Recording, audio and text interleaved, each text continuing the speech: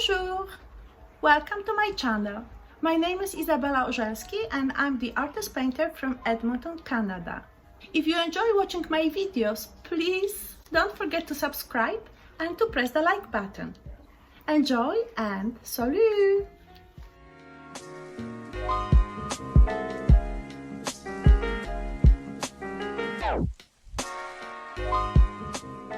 Hello! Here's Izabella, and today I want to invite you to paint with me a dripping floral painting.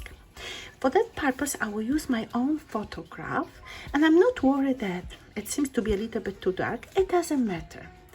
I will use it as a very loose reference, and you can also see that even the dimensions of the piece of paper that I have don't correspond to the dimensions of the image that I have.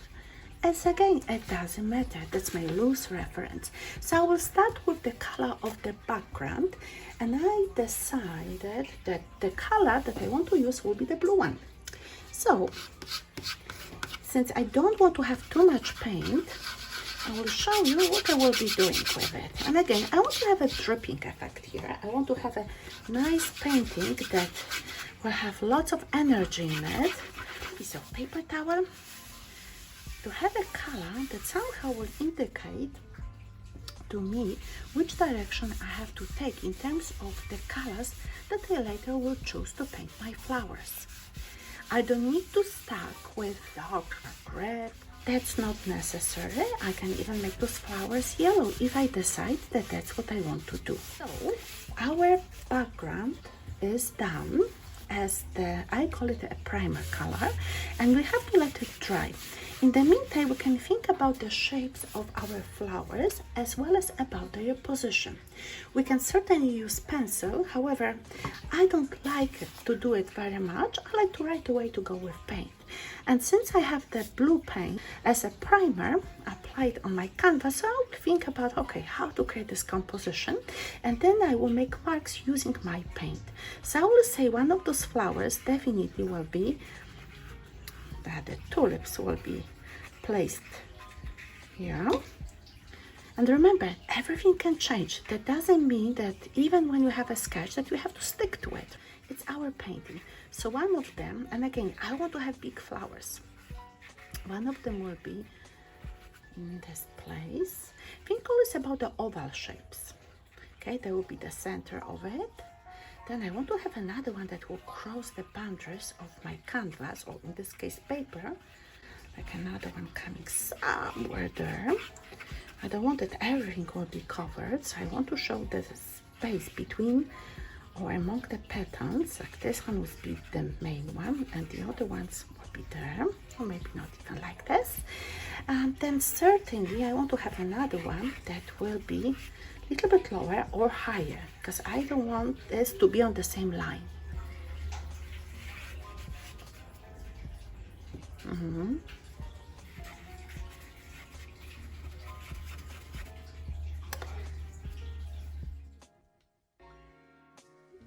Let's just put the image on the side. I will use a little bit of the purple color. I move my board and I will slightly drip the paint. Okay, like this. And I'm not worried when the paint comes on top of my flowers, because I already usually remember where they should be. Yeah, just a little bit of this dripping. Yeah, and I can change the colors, but I like this effect, and maybe also a little bit of this color. I'm going to bring back my image, and I will look at some of those beautiful patterns. See, I don't want to have it perfectly even. And then I use my rule. That means that I can use everything very loosely. I want to have a painting that will appeal to me, and so you should think the same way. Painting has to be, it's done for you. You have to like it, so make sure that you paint it the way you like.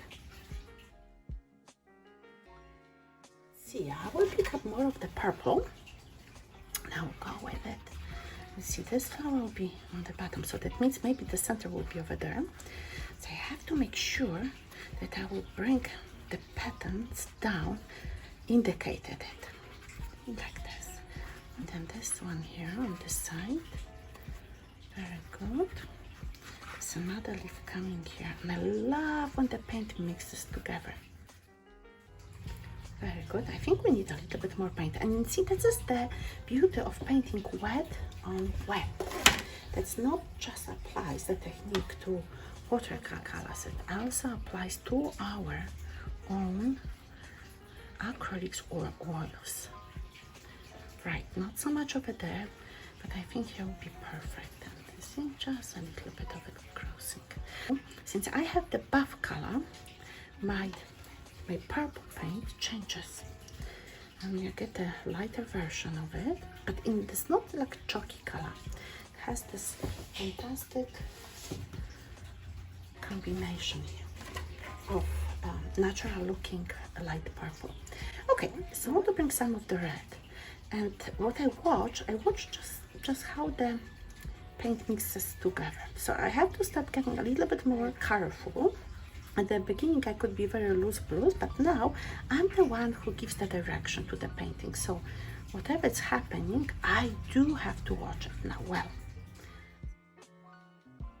The buff color, because I want to indicate some sections of the painting when we certainly have this color.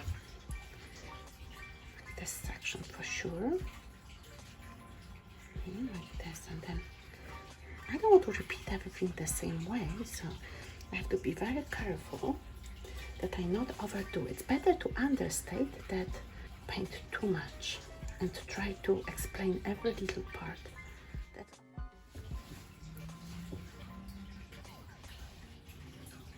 Now I can also move some lines, so I'm very much improvising, and I think that is important for you to explore, because this way you learn the freedom and you learn also to be confident. Even when at the beginning your heart will sink, it's like we're working with pen or markers, but at the end you really find your own pace in it and you will feel quite liberated. That's another thing here, we don't want to have too much. We want to have, again, we can make them semi-abstract, and that's okay too, as long as it indicates two or one of them even a little bit more precise in terms of that everyone will know what it is. Then I think also in the back here to differentiate those beautiful flowers. So which one is in the back, which one is in the front. You can do it by using different colors, but you can also do it by using texture. So you have to make the decisions what is more important for you. I also like this effect of edge here mixed with this lighter and darker color.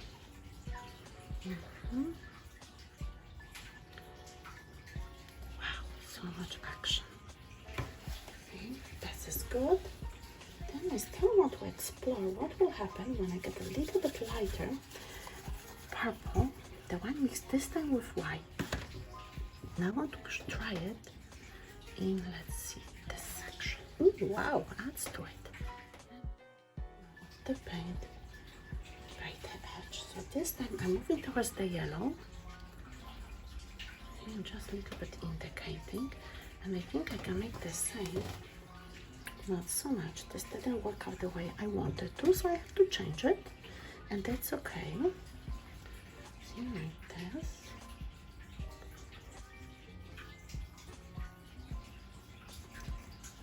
Very good.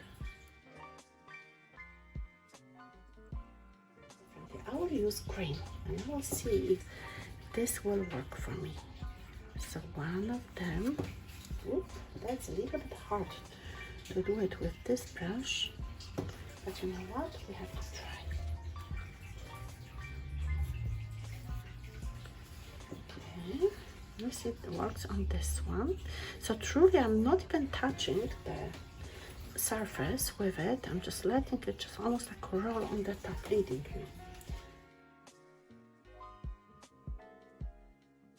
brush stroke, everything changes so dramatically that it's hard to predict, but somehow you have a control. You have to believe in yourself and be open. Look into the shapes that we create, in those patches that are coming, something new, exciting, and you try to use it right away. Like, see an example, this flower looks so beautiful now over there.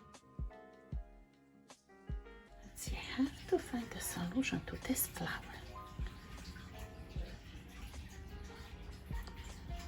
See, it has to be more intense, but with different colors. Right, that's much better. And so this one will be like our focal point. I will add this. So I have to bring this color also on the edges, to represent. And notice how fast everything changed. Just a small movement, small change, and everything is different. See, you had too much of the different colors. It happens often when you paint. You just get so excited about, at least in my case. And I like to experiment. I like to find new solutions to new things. And it's not always the best, so then you have to backtrack. And that's okay too. That's a process of learning. I will just those strokes inside that we have to have, because we need to have this green here. Do we want something green here? Maybe. And then if we want more dripping stuff, we also have to decide. I will use another brush now, and I will use the brush that is wider, and I want to see what will happen when we apply a little bit of this green into the paint. I don't want to have too much. See, I'm not so sure if this is really, a little bit, it could be okay. Now, the brush that I also want to use is the one that I can pick up some of the blue and reapply it on this section, just like this. Then I can bring those colors and make some movement. See, just spontaneously. So there's something is going on. It's busy, it's beautiful, but at the same time it's a control. So I think that I also want to have something green coming there, a continuation.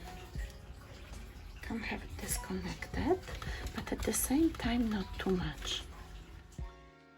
Really like the white there. See, just like this.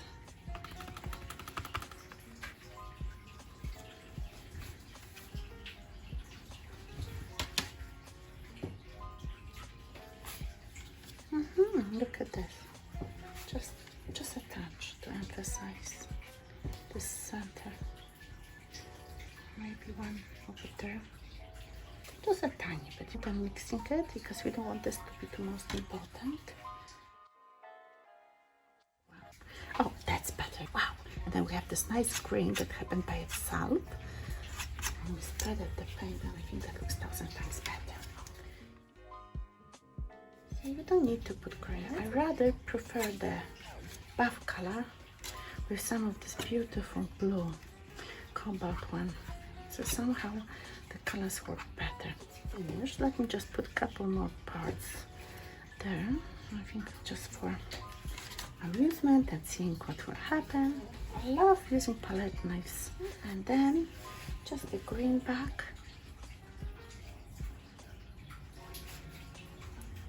And I think our painting is done. Oh, there's one more thing which I want to do, and that will be to drip some of the white. There's the risk, either it will work or it won't. We can have some of the paint spread on our painting, like this, spontaneously. And also on those flowers, because we can't forget that it can be just this bright. Lots of kills, but it's good kills. I will also take the lovely buff color, and I will do the same. And then I'm still looking if one extra color could go there as well. I will just try with one dot, a little bit of the red here. There it will be okay. Very, very small amount. We don't want to have too much of it. Otherwise it will be overpowering. And I think that looks quite good.